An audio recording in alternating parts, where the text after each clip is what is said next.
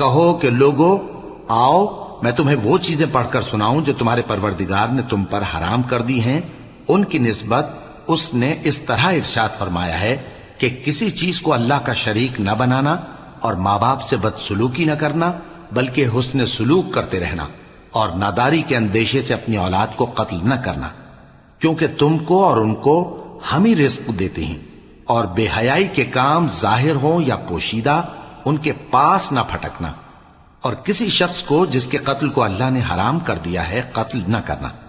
مگر جائز طور پر، یعنی جس کا شریعت حکم دے۔ ان باتوں کی وہ تمہیں تاکید کرتا ہے تاکہ تم سمجھو۔ اور یتیم کے مال کے پاس بھی نہ جانا